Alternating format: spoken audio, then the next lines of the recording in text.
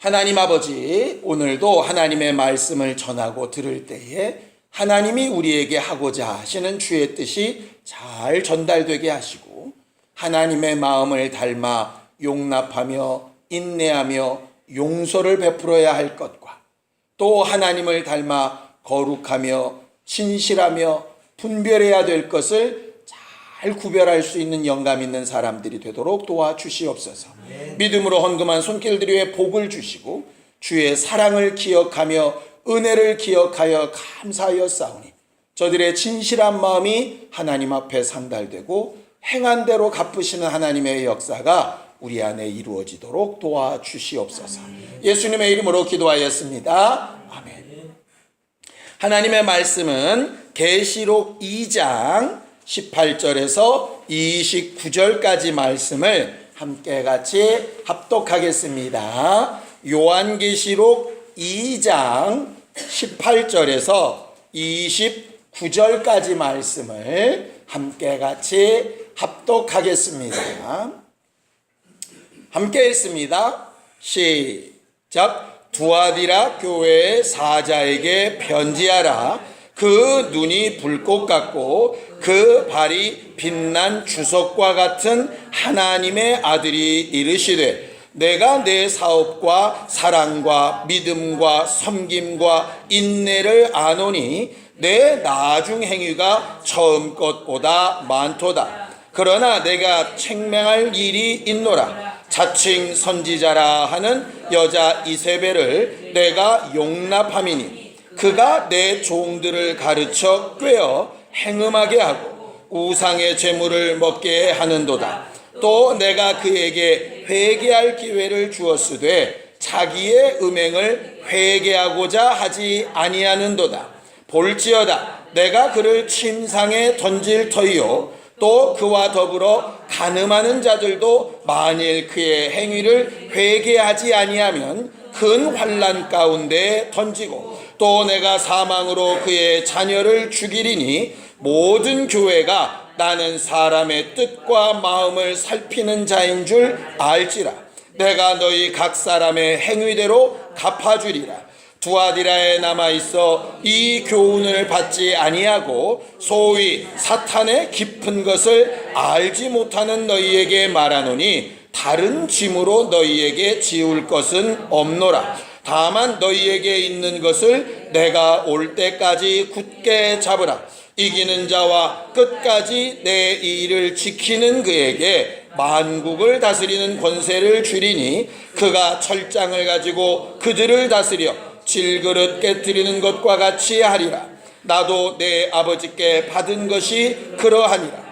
내가 또 그에게 새벽별을 주리라. 귀 있는 자는 성령이 교회들에게 하시는 말씀을 들을지어다. 아멘. 우리 하나님은 은혜가 풍성하신 하나님이십니다. 은혜라고 하는 말은 값 없이 주는 선물, 한없는 용서, 용납함이라고 하는 뜻이죠. 용납하다라고 하는 말이 이해하고 참아주고 받아들이고 그 상태 그대로를 인정해 주는 것을 가르쳐서 용납이라고 합니다. 하나님은 우리를 용납하시는 분이세요. 우리가 지은 죄나 우리의 허물이나 잘못된 것들이 있음에도 불구하고 우리를 사랑하시고 참아주시고 또 우리에게 은혜 베풀어 주시고 죄인된 모습일지라도 하나님 앞에 나와 예배하려고 하는 것을 용납해 주시고 우리가 부르짖을 때에 자녀라고 인정해 주시고 하는 분이 바로 하나님이시죠. 흔히 기독교를 사랑의 종교라고 부르는데요. 더 정확하게 얘기하면 사랑의 종교라기보다는 은혜의 종교라고 부르는 게 맞습니다. 행한 것이 없이도 우리가 100% 온전하지 못해도 하나님이 우리를 용납해 주시는 은혜, 그것이 우리가 하나님 앞에 나올 수 있는 가장 큰 힘이고 우리의 믿음의 출발이 바로 거기에서부터 출발하는 것이죠. 그런데 성경을 읽다 보면 과연 하나님은 은혜를 베푸시는 분일까? 아니면 행한 대로 다 기억했다가 갚으시는 분일까? 이런 것들이 좀 의심될 때가 간혹 있어요. 왜냐하면 어떤 말씀에서는 내가 너희 죄를 기억도 안 하겠다 하시더니 어쩔 때는 내가 반드시 기억해서 갚겠다 하시는 것도 있거든요. 오늘 성경 본문에 있는 것처럼 각 사람이 행한 대로 갚아주겠다. 이건 또 저 은혜랑은 좀 별개의 문제 같아서 하나님은 도대체 우리의 죄인된 것들을 다 용납하시는 분인지 아니면 행한 대로 갚으시는 분인지 과연 어느 쪽인지 헷갈릴 때가 있어요. 근데 그 부분을 정확하게 말하고 있는 성경 구절이 있습니다. 자, 출애굽기 34장 6절에서 7절입니다. 출애굽기 34장 6절에서 7절입니다. 함께 읽겠습니다. 출애굽기 34장 6절에서 7절입니다. 함께 읽죠. 시작. 여호와께서 그의 앞으로 지나시며 선포하시되 여호와라 여호와라 자비롭고 은혜롭고 노하기를 더디하고 인자와 진실이 많은 하나님이라. 인자를 천대까지 베풀며 악과 과실과 죄를 용서하리라. 그러나 벌을 면제하지는 아니하고 아버지의 악행을 자손 3, 4대까지 보응하리라 그러셨어요. 이 말이 어떻게 해석을 하느냐에 따라서 하나님을 굉장히 잘 알 수 있는 말씀입니다. 잘못 읽으면 뭔 말이야? 죄는 용서하는데 벌은 면제하지 않겠다니. 이상하지 않습니까? 죄를 용서하면 벌이 없어야지. 그런데 죄와 허물은 용서하는데 벌은 면제하지 않겠대요. 이게 과연 무슨 뜻이지? 이런 뜻입니다. 하나님은 능력이 많으시기 때문에 있는 죄도 없다고 하실 수 있느냐? 그럴 수 없다는 거예요. 하나님은 죄에 대해서만큼은 반드시 값을 요구하시는 분이라는 얘기예요. 그런데 죄와 허물을 용서하신다는 말은 뭐냐면 그 값을 꼭 너에게만 청구하시는 건 아니라는 거죠. 쉽게 얘기하면 이렇습니다. 하나님이시니까, 하나님의 아들이시니까 예수께서 오셔서 십자가도 안 지고 죽지도 않고 피 흘리지도 않고 고난도 없이 내가 하나님의 아들이야. 그러니까 니들 다 죄 용서할게. 오늘부터 끝. 용서. 이렇게 하실 수 없다 이 말이에요. 죄를 용서하시려면 그 사람이 죄의 값인 벌을 받지 않으려면 누군가는 벌을 대신 받아야 하는 거예요. 그게 그 말이에요. 하나님은 자비하시고 인자하셔서 김영소 집사님이 지은 죄, 강성훈 집사님이 지은 죄, 항우이가 지은 죄 다 용서하고 싶어 하세요. 그리고 다 용서하실 거예요. 근데 문제는 뭐냐? 용서하시는데 그 죄의 값인 벌은 누군가 대신 받아야 되는 거예요. 꼭. 그냥 말로 용서는 없는 거예요.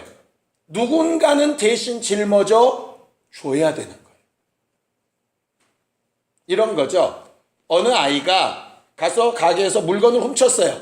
훔친 죄를 용서해 줄 수는 있지만 그 훔친 물건의 값은 누군가 대신 갚아야 된다는 얘기예요. 그게 하나님의 법칙이에요. 그러니까 지금 우리의 신앙생활에도 똑같이 적용돼야 되는 거예요. 우리는 흔히 하나님의 은혜, 예수의 은혜 이렇게 얘기하니까 죄 짓고도 잘못했습니다. 끝. 죄 짓고도 잘못했습니까? 끝. 그렇다고 착각을 하고 있는 거죠. 죄의 값인 벌은 남아 있어요. 그게 예수의 공로로 바뀌든 아니면 내가 저지른 죄만큼 100%는 아니더라도 그 벌의 일부를 내가 책임을 지든 내가 아니면 다른 사람이 대신 감당을 해주던 그 결과가 있다는 얘기예요. 근데 사람들은 용서해줘 놓고 자꾸 왜 나를 벌 준다 그래? 왜 이런 부분을 책임지라 그래? 이렇게 말한다 이 말이죠. 예를 들어 학교에서 아이가 애들하고 싸웠다 칩시다. 정상적으로 하면 소년원을 가든지 뭐 이렇게 해야 돼요. 그런데 그 죄는 용서했어요. 대신 뭐 하느냐? 화장실 청소 일주일 뭐 이런 거예요. 그 죄의 값 100%는 아니지만 감당해야 될 부분들이 존재하는 거죠. 그런데 은혜를 잘못 받고 나면 어떤 상황이 벌어지느냐? 은혜 주셨다며, 용서하셨다며. 그런데 왜 나한테 이런 일이 있는 거야? 이렇게 나오는 거예요. 그걸 무슨 말이라고 부르냐면 적반하장이라고 부르는 거예요. 용서해 주신 게 감사돼야 되는데 용서하셨다면서 왜 이런 걸 책임지라 그러는 거야? 이런 말이죠. 그럼 거꾸로 뒤집을까요? 용서 안 하면 어떡할 건데? 그러니까 하나님에 대한 알지 못하는 오해가 우리에게 있어요. 용서하셨다니까, 예수가 해주셨다니까 모든 것에서 다 자유하고 내 마음대로 살아도 되는 것처럼 착각하고 있다는 거죠. 그게 바로 발람의 교훈을 받은 사람들, 니골라당의 교훈을 받은 사람들, 이런 것들이에요. 왜 교회가 제대로 예수 그리스도의 모습을 나타내면서 신앙생활하지 않고 왜 이렇게 욕을 먹을까? 이유는 간단한 것 같아요. 일반적으로 믿지 않는 사람들보다도 형편없이 살면서 늘상 용서받았다고 그러고 다니는 거죠. 그리고 정작 자기의 잘못이나 실수까지라도 책임질 필요가 없는 것처럼 자유해버리는 거예요. 그러다 보니까 일반 사람들이 볼 때에는 소위 믿음 있는 사람이 아니고 양심 없는 사람들이 되는 것이죠. 사실은 율법보다 앞서 있는 것이 양심이에요. 양심보다 강화된 것이 율법이고요. 그 율법보다 강화된 게 복음이고요. 그 복음에서 가장 강화된 게 진리예요. 그런데 우리는 진리로 산다고, 하나님의 법으로 산다 그러면서 사실은 양심도 막 초월해버리거든. 그러면서 그걸 은혜라는 말로 두루뭉실 해버린다 이 말이죠. 오늘 우리는 하나님의 말씀 가운데서 하나님의 베푸시는 은혜와 책임지게 하시는 부분을 좀 잘 분별하는, 우리가 용납해야 될 것과 용납하지 말아야 될 것을 잘 분별하는 그런 지혜가 있는 사람들이 되기를 예수님의 이름으로 축원합니다. 자, 성경에 보면 믿음이라고 하는 것은 우리를 위하여 죽고 부활하신 예수 그리스도의 공로를 의지하는 것이에요. 그런데 예수 그리스도의 공로를 의지하기 위해서 필요한 것이 뭐냐 하면, 내가 용서받은 사실을 분명히 인정하고 내가 용서받았으니 나에게 잘못하고 나에게 손해를 끼친 자들을 용납해 주는 일이에요. 그게 이제 예수께서 말씀하시는 비유 가운데 1만 달란트 빚진 자의 비유라는 거 아시죠? 한 사람이 왕에게 1만 달란트를 빚졌는데 지금으로 따지면 몇십억 됩니다. 그런데 그 빚이 도무지 갚을 수가 없으니까 왕이 탕감해 줬어요. 탕감해 준다는 얘기는 그 손해를 누가 감당했다는 얘기예요? 왕이 감당했다는 얘기예요. 그런데 이렇게 탕감받은 사람이 나가가지고 자기한테 100데나리온, 사실로 따지면 한 5, 600만 원 돼요. 작은 돈 아닙니다. 그런데 자기가 탕감받은 거에 비하면 형편없이 작다는 얘기예요. 무조건 작은 게 아니라. 그런데 그 사람 만나니까 본전 생각나서 이 사람 돈 갚을 때까지 감옥에 집어넣은 거죠. 그랬더니 왕이 어떻게 하느냐? 네가 그랬어? 그럼 나도 너에게 끝까지 청구할게. 이렇게 말씀하시는 거예요. 그러니 우리가 하나님으로부터 받은 용서를 제대로 인정받고 유지하는 방법은 다른 이들을 용납하는 거예요. 그래서 성경은 이렇게 하라고 말씀하시죠. 자, 골로새서 3장 13절에서 14절입니다. 골로새서 3장 13절에서 14절입니다. 함께 읽겠습니다. 골로새서 3장 13절에서 14절입니다. 함께 읽지요. 시작. 누가 누구에게 불만이 있거든 서로 용납하여 피차 용서하되 주께서 너희를 용서하신 것 같이 너희도 그리하고 이 모든 것 위에 사랑을 더하라. 이는 온전하게 매는 띠니라. 그렇게 되어 있어요. 너희 안에 불만이 있거나 아픔이 있거나 답답함이 있거나 미움이 있다면 너희가 용서받은 것을 생각해서 온유함으로 용서하고 용납하고 받아들여 줘라. 히브리서에 보면 우리는 어떻게 그렇게 용납하고 받아들일 수 있느냐? 너희 자신도 똑같은 연약함 가운데 있다고 여길 때 그 용서가 가능하다. 이렇게 되어져 있어요. 그러니 하나님 앞에 제대로 된 회개는 뭐냐면 내가 연약하고 내가 잘못되고 있는 것을 분명히 인식하고 다른 사람들의 잘못이나 연약함을 용납해 주는 거예요. 이게 가장 중요하게 우리에게 가르치신 예수 닮은 사람의 모습이에요. 근데 문제는 뭐냐? 아까 초두에 말씀드린 것처럼 무조건 용서, 무조건 용납이 하나님의 뜻이냐? 그건 아니죠. 분명히 죄와 허물은 용서하시는데 그 벌은 면제하신 적이 없다 하셨어요. 그렇기 때문에 우리는 반드시 용서하고 용납해야 될 부분과 반드시 그렇지 않은 것을 가르치고 고치고 바꾸고 그것을 개선해야 될 부분을 잘 분별해야 되는 거예요. 그게 가늠하다 잡힌 여자의 사건에서도 나타나요. 예수께서 말씀하시죠. 누구든지 죄 없는 자가 돌로 치라. 칠 사람이 있었어요? 없었어요? 아무도 없었어요. 누구만 칠 수 있냐? 죄 없는 예수님만 칠 수 있었어요. 그런데 예수께서 뭐라 그러시느냐? 나도 너를 정죄하지 않겠다. 그래 놓고 나서 분명히 뒤에 한 말씀을 하시죠. 가서 다시는 죄를 짓지 말아라. 네가 잘해서 용서받은 거 아니다. 너 그 일 반드시 고쳐야 되는 거다. 그거 잘못한 거다. 다른 사람들도 죄인이고 부족하기 때문에 너를 정죄하지 못한 거지. 그들이 의롭다면 너를 얼마든지 정죄할 수 있어. 내가 너를 정죄하지 않기로 결심해서 그런 거지. 내가 정죄를 하겠다고 결단하는 순간에 널 얼마든지 정죄할 수 있어. 그러니까 너는 다시는 죄를 지으면 안 되는 거야. 그러니까 사람들은 근데 어디만 듣냐면 나도 너를 정죄하지 않는다. 여기만 듣는 거예요. 진짜 예수의 말씀을 안 듣는 거예요. 예수는 이걸 굉장히 분별하시거든요.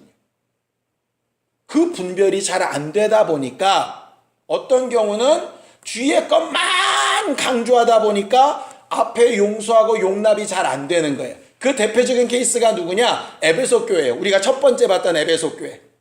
에베소 교회한테 뭘 부탁하셨냐면 처음 사랑을 잃어버렸다. 처음 행위를 가지라 이랬잖아요. 그 처음 행위가 뭡니까? 예수 믿는 순간에 나는 죄인입니다. 내 의는 하나도 없습니다. 자랑할 것도 없습니다. 그런데 어느 순간에 그걸 잊어버렸어요. 그러다 보니까 뭐만 남았냐? 남들을 비난하고 비판하는 것만 남았어요. 그 비난과 비판이 잘못되냐? 아니에요. 자, 요한계시록 2장 2절을 좀 봅시다.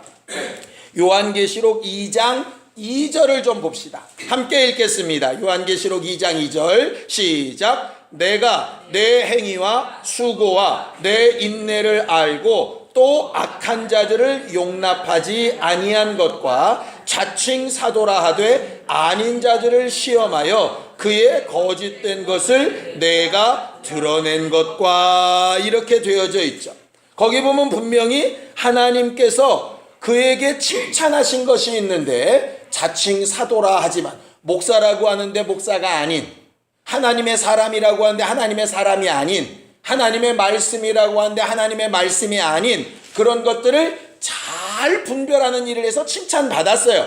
그런데 문제는 뭐냐? 그건 되게 잘했는데 뭘 못했냐? 앞에 용서하고 용납하고 사랑하는 일을 못해. 왜? 냉철하게 보다 보니까 결국 에베소 교회는 뭘 잘했냐면 분별하고 판단하고 옳고 그름을 이렇게 잘하다 보니까 뭐가 식냐면 여기가 식는 거예요. 그러니까 머리는 되게 차갑게 뺑뺑 돌아가는데 여기가 싸늘해지는 거죠. 그거 굉장히 잘못됐다고 말씀하신 것이잖아요. 오늘 우리가 봐야 되는 두아디라 교회는요, 정반대예요. 성경을 좀 읽겠습니다. 자, 18절입니다. 함께 읽죠. 18절 시작. 두아디라 교회의 사자에게 편지하라. 그 눈이 불꽃 같고 그 발이 빛난 주석과 같은 하나님의 아들이 이르시되 이랬어요. 여기 두아디라라고 하는 것이 어디냐 하면, 여러분들 바울이 처음 빌립보라는 동네에 전도하러 갔을 때 회당이 없고 기도할 것이 없어서 강가에 나갔다가 만났던 루디아라고 하는 자주장사 기억나시나요? 그 자주장사 루디아, 옷감을 염색하는 염색장사 루디아가 바로 두아디라 사람이에요. 그래서 이 두아디라 교회가 그 루디아가 아마 개척을 했을 것이라는 말도 있는데요. 이 두아디라는 뭐 하는 곳이냐면 공업이 굉장히 잘 발달된 도시예요. 광산도 있고 공업이 많이 발달되어 있는데 각 제조업별로 이렇게 신용협동조합처럼 조합들이 이렇게 있어서요. 그 조합에 이렇게 소속되지 않으면 장사를 할 수 없는 그런 형식들이 이렇게 있는 곳이 바로 두아디라였다라고 그래요. 그래서 굉장히 끈끈하고 굉장히 함께하고 우리가 남인가 뭐 이런 것들이 굉장히 강했던 것이 두아디라예요. 그러다 보니까 교회 안에서도 그게 강할 수밖에 없죠. 우리 교회, 우리 구역 이런 게 굉장히 강한 거예요. 끈끈한 거예요. 하나가 잘못하면 다 책임져주고 이런 일이 굉장히 익숙한 거죠. 그리고 그 두아디라라는 지방에 큰 신전이 하나 있는데 그 신전이 바로 누구의 신전이냐면 아폴로의 신전이에요. 아폴로는 이제 그리스 로마 신화에 보면 태양신을 뜻하죠. 그래서 거기 두아디라 교회에 말씀하시는 하나님의 모습을 뭐라고 되어 있냐? 그 눈이 불꽃 같고 그 발이 빛난 주석 같다 그랬어요. 주석을 뭘까를 알아보시려면 여러분들 컴퓨터 이렇게 안에 기판이나 이런 데 보면 납땜한 거 있잖아요. 은색으로. 그게 이제 주석 합금물이에요.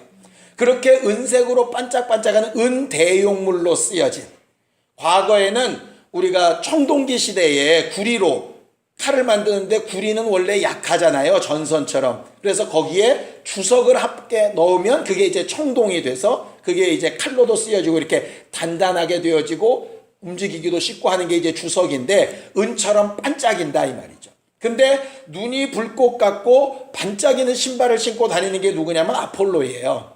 그래서 너희들은 지금 아폴로라고 하는 신, 제우스의 아들을 섬기고 있는데 그게 진짜 신이 아니라 예수, 하나님의 아들인 예수가 진짜 불꽃 같은 눈동자로 너희를 보시는 분이고 빛난 주석하는 신발을 신고 너희들을 판단하시는 분이다 라고 이렇게 말하는 것이죠. 사실 소아시아 7교회의 하나님의 모습은 그들이 생각하고 있었던 신이라고 하는 모습으로 이렇게 나타나는 경우들이 굉장히 많이 있어요. 너희들이 생각하는 신이 진짜가 아니라 이분이 진짜라고 말하는 것이죠.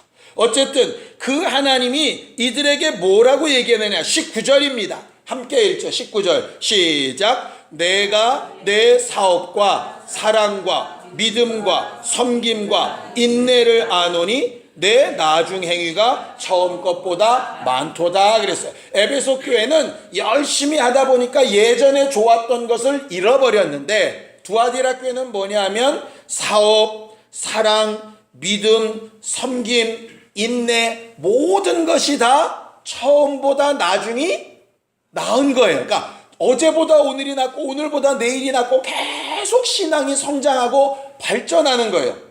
얼마나 대단한 믿음이에요. 저는 두아디라 교회를 준비하면서 우리 교회가 그렇게 됐으면 참 좋겠다는 생각이 들었어요. 끈끈하죠. 서로 잘 돌아보죠. 그러면서 서로 사랑과 현행을 격려하죠. 어제보다 오늘이 훨씬 더 낫죠. 갈수록 더 낫죠. 계속 부흥되는 교회라 이 말이죠. 훌륭한 교회 아닙니까? 그런데 그 교회에 또 책망할 것이 있었어요. 그게 뭐냐? 자, 20절입니다. 함께 읽죠. 시작. 그러나 내게 책망할 일이 있노라. 자칭 선지자라 하는 여자 이세벨을 내가 용납함이니 그가 내 종들을 가르쳐 꾀어 행음하게 하고 우상의 재물을 먹게 하는도다 그랬어요. 너희들의 사랑과 인내와 섬김과 모든 것들이 너무너무 잘했고 매 순간순간 어제보다 더 나은 신앙생활을 잘하고 있는데 문제되는 게 하나 있어요. 용납하고 용서하고 받아들이고 함께하고 어지간한 실수에 대해서 막 정죄하지 않고 품에 안고 같이 책임지고 너무 좋은데, 그러다 보니까 품지 말아야 될 것, 용서하지 말아야 될 것, 받아들이지 말아야 될 것까지 소위 좋은 게 좋은 거라고 다 품에 안나버리는. 그 대표적인 게 누구냐면 자칭 선지자라 하는 이세벨을 용납한 것이에요.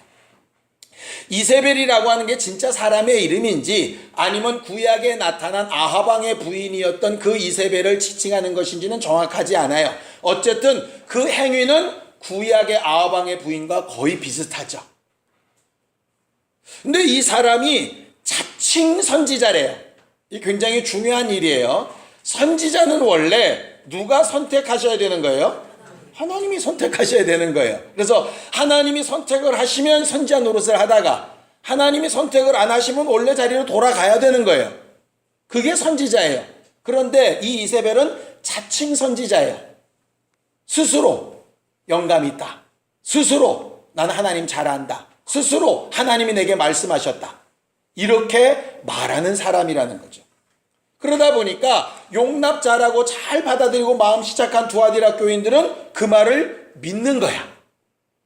믿으면서 막 그들을 가르치는데 막 꿰는 것을 가르치는 거예요. 어떤 꿰는 걸 가르쳤을까? 저 뒤에 보면 그 내용이 나옵니다. 자, 24절을 좀 보세요. 24절 함께 읽습니다. 시작. 두아디라에 남아있어 이 교훈을 받지 아니하고 소위 사탄의 깊은 것을 알지 못하는 너희에게 말하노니 다른 짐으로 너희에게 지울 것이 없노라. 이게 무슨 얘기입니까? 이 자칭 선지자라 하는 이세벨이 뭐를 가르쳤다는 얘기예요? 사탄의 깊은 것을 가르쳤다는 얘기예요. 그러니까 두아디라 교회 사람들은 예수의 은혜, 하나님의 사랑 뭐 이런 것만 알고 신앙생활을 하고 있었는데, 그것만 안다고 되는 줄 알아? 사단을 알아야 돼. 사단의 깊은 영적 세계를 알아야 되고 얼마나 나쁜지 알아야 되고 막 이런 것들을 막 가르치는 거예요. 그러니까 두아디라 사람들이 귀가 쫑긋해서 그 교훈을 받은 거죠. 그러다 보니까 누가 사탄을 더 잘 아나, 누가 원수의 세계를 더 잘 아나, 뭐 이런 교훈에 빠져 있었던 거예요. 웃긴 건 그렇게 원수에 대해서 잘 알면 원수가 죄짓게 하는 일도 더 잘 알고, 원수가 죄짓게 하는 일을 잘 알면 죄짓는 일을 하지 않고 피해야 되는데, 웃긴 게 원수를 되게 잘 아는데 원수가 저지르게 하는 죄도 잘 알고, 죄를 잘 알기만 하는 것이 아니라 죄를 잘 짓고, 죄를 지으면서도 죄가 죄인 줄 모르고 이러고 사는 거예요.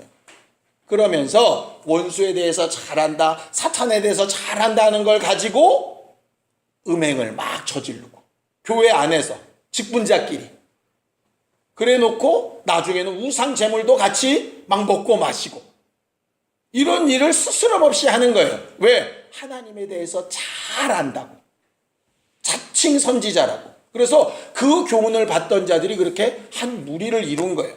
그러면 교회는 그 부분에 대해서 잘못됐다고 얘기를 해야 되는데, 그래도 예수 믿잖아, 그래도 은혜잖아, 하나님이 다 용서하셨는데 어떻게 우리가 정죄해? 우리가 그냥 한 형제 아니야? 다 같이 가야 돼. 이렇게 용납해버린 거예요. 그러다 보니까 나중에는 뭐가 옳은지 뭐가 그른지가 잘 구별이 안 되는 거예요. 에베소 교회랑 완전히 정반대예요. 에베소 교회는 워낙 분별을 잘하다 보니까 사랑이 식어져 버렸고, 두아디라 교회는 워낙 사랑하고 인내하고 섬김을 잘하다 보니까 분별이 없어져 버렸어. 이런 거죠. 그러니까는 아무리 은혜 받고 아무리 자유해도 하지 말아야 될 일이 있어요. 성경에 보면 진언자나 초혼자는 절대로 용납하지 마라. 뭐냐, 무당들이요. 점치는 일이나 우상숭배는 반드시 안 된다. 고의로 사람을 해치거나 죽인 자는 내 제단 위에서도 끌어내려다가 돌을 때려 죽여라. 뭐 이렇게 말씀하셨어요. 그러니까 용서가 기본적으로 되는데, 제물을 드리고 제단불을 잡고 하나님 앞에 나아가고 회개를 하면 기본적으로는 용서가 되는 게 원칙인데, 절대로 안 되는 것들이 있어요. 그게 뭐냐? 고의로 행한 것. 알면서도 일부러 하는 거, 다른 이들을 실족시켜 죽이게 만드는 거, 뭐 이런 거예요. 결국 이런 거죠. 내가 잘못해서 죄를 졌어요. 그러면 속죄죄를 져서 하나님 앞에 해결하면 되는데, 내 그 죄 때문에 누군가가 실족하거나 손해를 입었어. 그러면 내가 속죄했다고 끝나지 않아요. 이건 속건제로 반드시 그에게도 배상하고 용서를 빌고 하는 일이 있어야 되는 거예요. 그런데 이 두아디라 교회는 하나님하고 관계가 괜찮으니, 하나님 앞에 정말 은혜 받은 사람이니 이렇게 넘어가는 거죠. 근데 실상은 그들이 회개했느냐? 회개 안 했다고 되어져 있어요. 21절입니다. 함께 읽죠. 21절 시작. 또 내가 그에게 회개할 기회를 주었으되 자기의 음행을 회개하고자 하지 아니하는도다. 이 말이 굉장히 재밌는 게 뭐냐면요, 회개할 기회를 줬는데 합심 참회 기도를 안 했다는 얘기가 아니에요. 잘 읽어보면 회개할 기회를 줬는데 입술로는 합심 참회 기도하고 입으로는 회개 기도를 했는데 뭐라 돼 있어요? 자기의 행동은 회개하고자 하지 않은 거예요.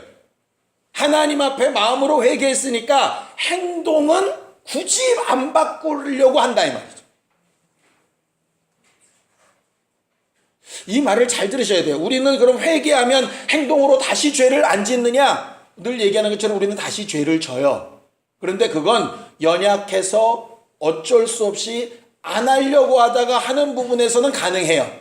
그런데 어차피 또 지을 죄, 내가 마음으로 회개하면 됐지. 이게 이제 이세벨의 교훈이에요. 그러니까 예배 시간에 회개도 해, 선지자라고 직분자니까 회개기도 시간에 인도도 해, 별거 다 하는데 뭐는 안 바뀌느냐? 행동이 안 바뀌어. 그런데도 교회는 그걸 용납해. 용서라는 미명하에. 그게 두아디라 교회가 받았던 책망이에요. 그러니까 어떻게 해야 되겠어요? 가슴은 영혼을 사랑하는 마음으로 뜨겁게 어떤 죄든지 용서하고 용납하고 받아들이려고 해야 되는 게 맞아요. 그런데 적어도 우리의 머리는 차갑게 분별할 수 있는 힘이 있어야 하는 거예요. 이게 사실 중요해요. 그런데 그게 쉬우냐? 쉬우면 에베소 교회처럼 처음 사랑이 식어지고 두아디라 교회처럼 막 뭐 아무거나 용납하고 이런 일이 생겼겠어요? 안 쉬우니까 이런 일이 생기는 거죠. 그러니 처음 출애굽기에 했던 말씀, 죄와 허물은 용서하시는데 벌은 면제하지 않는 하나님의 특성이 우리 안에도 있어서 분명히 회개할 것은 철저하게 회개하되 삶을 바꾸지 못한 부분에 있어서만큼은 자기를 팍 쳐서 복종시키는 게 있어야 하는데, 용서받았다는 미명 아래 두루뭉실 넘어가기도 하고 삶을 못 바꾼 연약함 때문에 회개할 담력을 잃어버리기도 하고 이렇게 원수에게 속아버린다 이 말이죠. 그건 사단의 깊은 것에 대해서 얼마나 많이 하냐는 하나도 안 중요한 문제예요. 그 아는 지식이 무슨 능력이 있어요? 이들을 제대로 하나님 앞에 신앙생활하게 못하게 만든 것입니다. 결국 예수께서 두아디라 교회에 말씀하시는 부분은 그 부분이에요.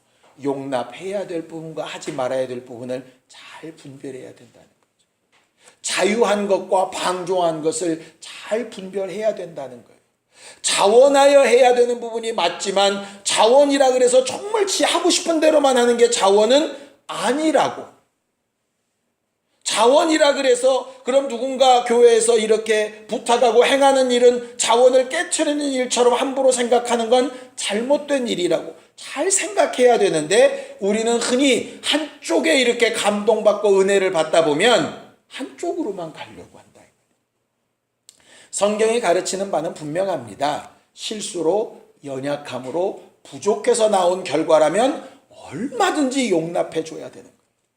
그건 70번씩 7번씩 돌아와 회개하고 내가 연약했다라고 고백하면 얼마든지 용서하고 받아들여 줘야 되는 거예요. 교회는 그래야 되는 거예요.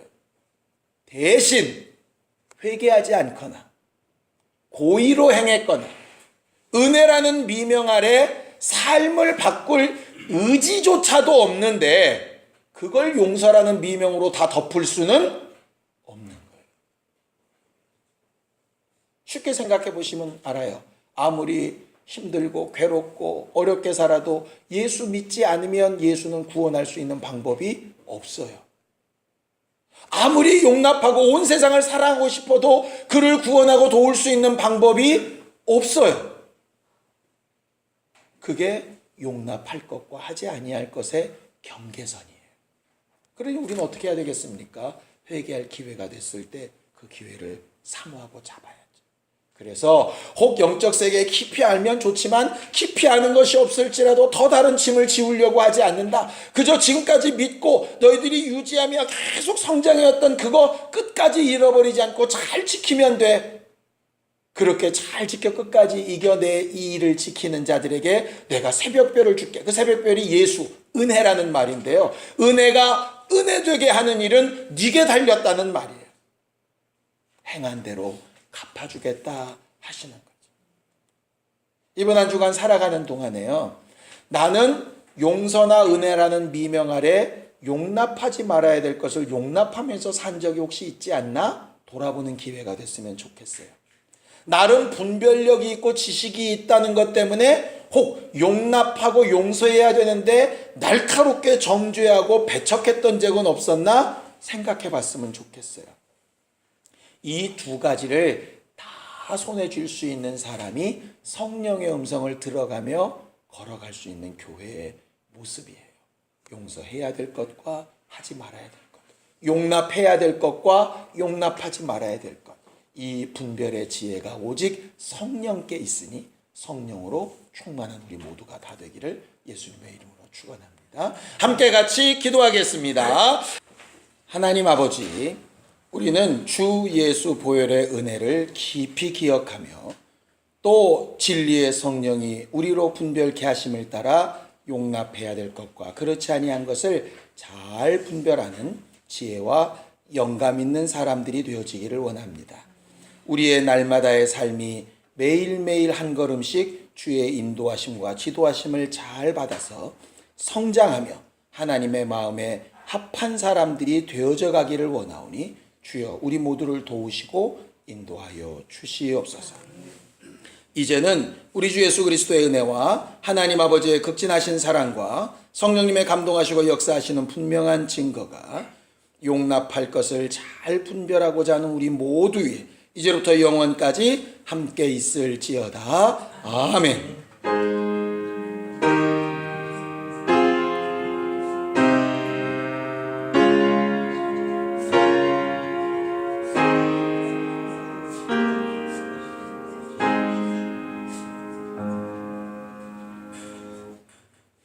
우리 예배 받으신 하나님 앞에 감사한 박수 보내겠습니다. 수고하셨습니다. 감사합니다.